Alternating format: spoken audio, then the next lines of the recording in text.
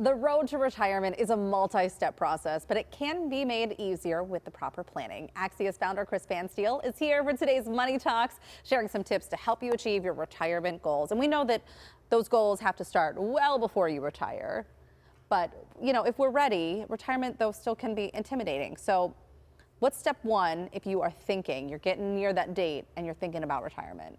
I think step one really comes down to trying to make a master plan. Yeah. Trying to have everything laid out, thinking about taxes, thinking about market crashes, thinking about your legal planning, your insurances, your budgets, but really sitting down and mapping that stuff out, or finding someone that you're going to trust, an advisor of some sort, who can help you put all those things together.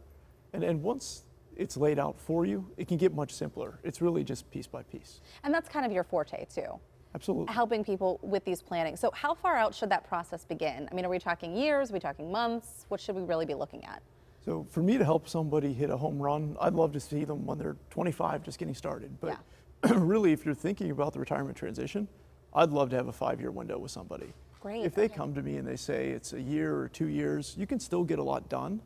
Now, when you think about the to-do list, that's not as intimidating, like I said, when you piece by piece. But even all of our analytics, maybe they say that we could retire off a certain amount of money per month.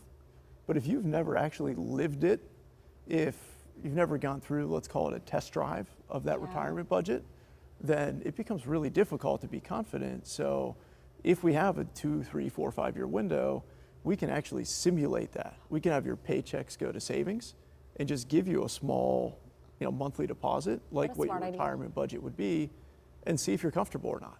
My gosh. And that tells us a lot. And if it's 5 years out, we can adjust if there's discomfort. So you know exactly. And you even mentioned market crashes, but we're seeing some of that stuff with inflation and the economy and that sort of thing. Those are things that we really couldn't have accounted for 5 years ago.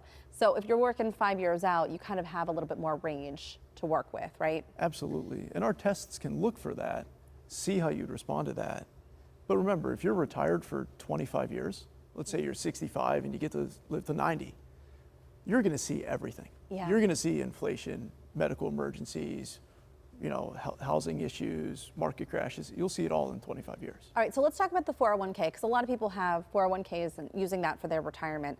Should people keep their money in those 401ks? I mean, right now, we know with the market where it is, it's not that you want to pull it all out, but what should you be doing with that money in there?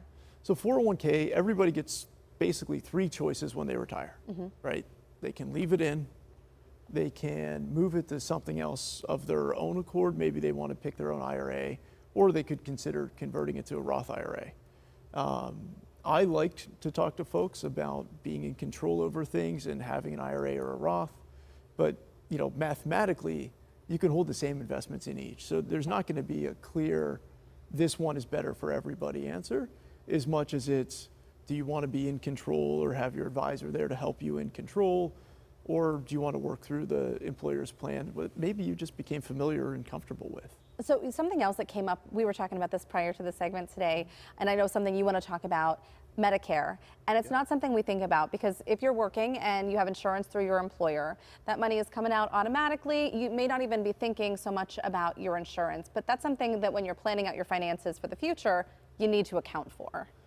You do, and it's confusing. Yeah.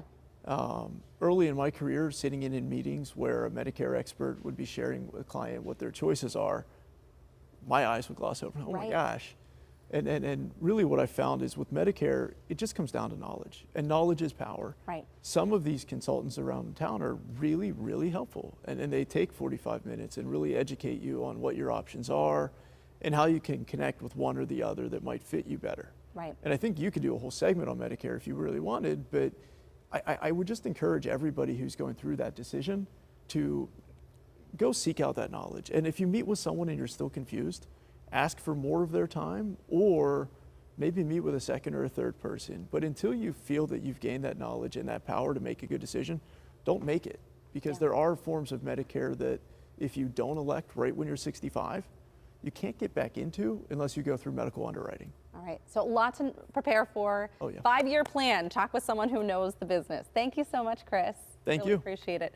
To learn more about Axias Wealth Advisors and how they can help you achieve your financial success, you can head to our website, kdka.com/talkpittsburgh for more information.